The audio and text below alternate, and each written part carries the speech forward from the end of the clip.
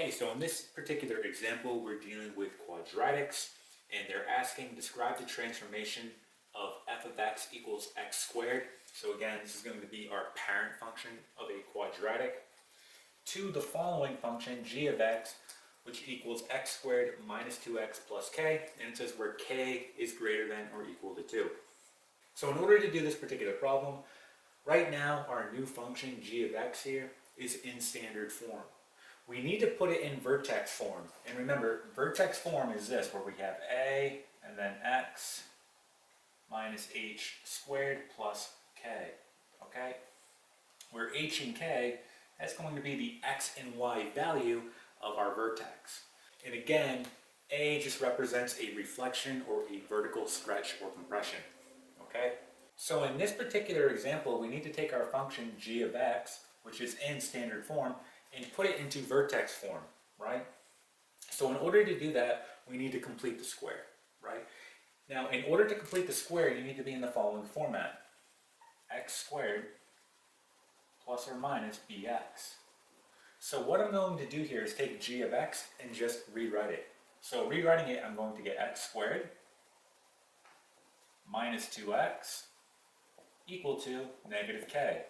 So again, I just moved the k over to the right side of the equal sign, all right?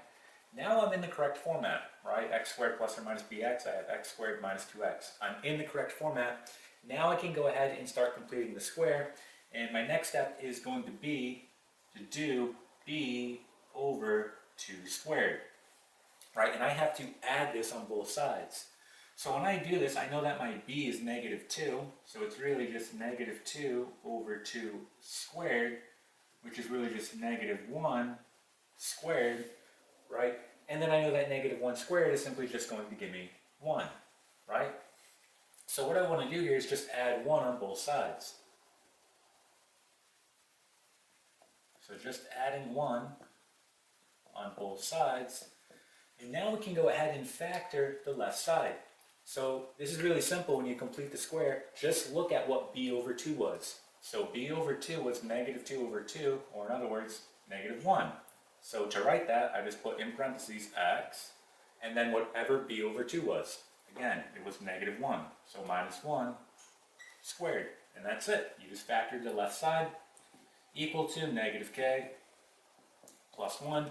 Again, we want to be in vertex form. We're almost there. I need to go ahead and move this part over to the left side. So doing that, I get x minus 1 squared plus k minus 1. So we can see here that our a, right, is going to be 1. So we don't have to worry about that. All we're looking at is our x value of our vertex and our y value of our vertex. So again, h and k. Now, the x value of our vertex is going to describe either a horizontal shift to the right or left. So in this case, right, when I pull this out, it's really positive 1. So this is a shift right 1, a horizontal shift right 1. So I'm just going to put shift right 1. Again, this is a horizontal shift right 1. So there's our first transformation.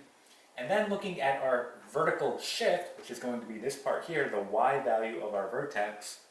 Now again, remember what it says here, k has to be greater than or equal to 2. So if I plug a 2 in to k, that gives me positive 1, right? I plug a 3 in, that gives me positive 2, right? And you can see here that no matter what I plug into k, because of my constraint here, it's always going to be positive, right? So what I'm going to say here is a vertical shift up k minus 1. So you could just, again, say shift up k minus 1. And again, it's up because it's always going to be positive, no matter what you plug into k, because of our constraint. All right, and that's it. This is going to be our transformations. Okay, and that is it.